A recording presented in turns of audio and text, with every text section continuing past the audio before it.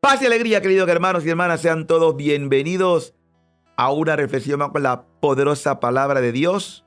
Hoy es domingo 28 de febrero.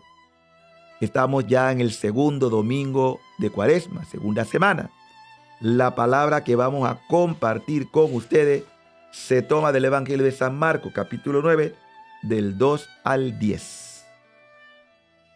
En aquel tiempo, Jesús tomó aparte a Pedro, a Santiago y a Juan. Subió con ellos a un monte alto y se transfiguró en su presencia. Sus vestiduras se pusieron esplendorosamente blancas, con una blancura que nadie puede lograr sobre la tierra. Después se le aparecieron Elías y Moisés, conversando con Jesús. Entonces Pedro le dijo a Jesús: Maestro, qué a gusto estamos aquí. Hagamos 3 chozas, una para ti, otra para Moisés y otra para Elías. En realidad, no sabía lo que decía, porque estaban asustados. Se formó entonces una nube que lo cubrió con su sombra, y de esta nube salió una voz que decía: Este es mi Hijo amado, escúchenlo. En ese momento miraron alrededor y no vieron a nadie, sino a Jesús, que estaba solo con ellos. Cuando bajaban de la montaña, Jesús le mandó que no contaran a nadie lo que habían visto, hasta que el Hijo del Hombre resucitara de entre los muertos. Ellos guardaron esto en secreto, pero discutían entre sí qué querría decir eso de resucitar de entre los muertos. Palabra del Señor. Meditemos y oremos. A Pedro le agrada, a la luz del mensaje escuchado, todo lo que sucede y quiere asegurarse el momento placentero sobre la montaña. Propone construir 3 tiendas. Marcos dice que Pedro tenía miedo, sin saber lo que estaba diciendo. Y en el Evangelio de Lucas se añade que los discípulos tenían sueño. 9:32. Ellos son como nosotros. Para ellos es difícil entender la cruz. Marcos dice en el Evangelio que después de la visión los discípulos solo ven a Jesús y a nadie más.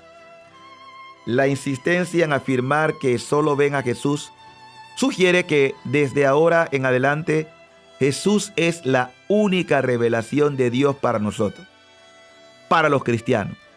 Jesús y solamente Él. Él es la llave para comprender todo el sentido del Antiguo Testamento.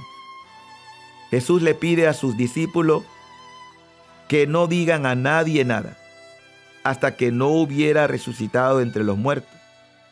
Pero los discípulos no lo entendieron. En efecto, no entienden el significado de la cruz. Quien no une el sufrimiento a la resurrección.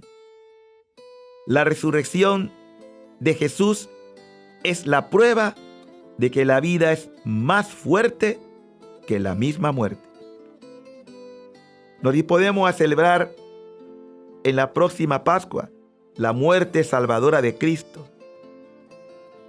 Isaac ha sido considerado siempre en la iglesia como una figura impresionante de Cristo en su camino a la cruz. La diferencia es que Isaac no llegó a ser sacrificado, pero Cristo sí.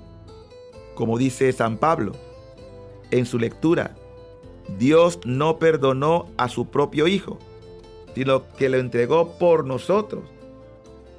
El camino para la salvación de la humanidad, envuelta en pecado, fue que Él mismo, Dios, asumió el dolor y el castigo merecido por nuestros pecados. Con su muerte, Cristo llega a su cumbre del amor incondicional, reedifica su puente roto por nuestros pecados y restablece ahora con plenitud la nueva y eterna alianza entre Dios y los hombres. Por eso hay que escucharlo. La voz del cielo concluye con esta afirmación sobre la identidad de Jesús, con una consigna que valía para los 3 discípulos y también para cada uno de nosotros. Escúchenlo. Jesús es el Maestro, el enviado de Dios, y no se ha dado un nombre por el cual podamos ser salvados, sino el nombre de Jesús. En un llamado de amor y conversión del Sagrado Corazón Eucarístico de Jesús, un 29 de febrero del 2020, se nos dice: amar mi Sagrado Corazón significa querer imitarlo, querer ser como mi corazón es y dar los frutos que mi corazón da. Decir que aman mi corazón y no dar los frutos que mi corazón da es una espiritualidad superflua, tibia e ignorante. Al contrario, si aman verdaderamente mi corazón, entonces harán las obras que yo hago y darán los frutos que yo doy. Y los hombres no los verán a ustedes, sino a mí, y podrán glorificar al Padre. Sin embargo, debe haber voluntad para morir a su propia voluntad y vivir según la mía.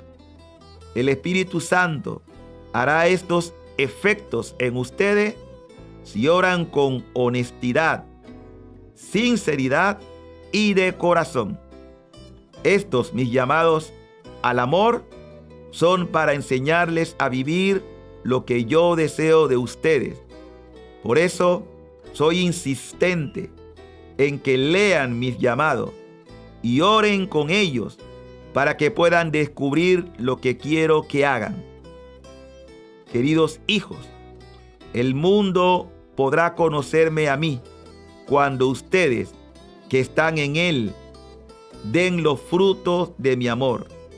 Los exhorto, guarden mis palabras en el corazón y en la práctica, y no tengan miedo. Los bendigo con mi amor, en el nombre del Padre, y del Hijo, y del Espíritu Santo. Amén. Amén. Que el Señor les bendiga y que todos sigan pasando un feliz domingo.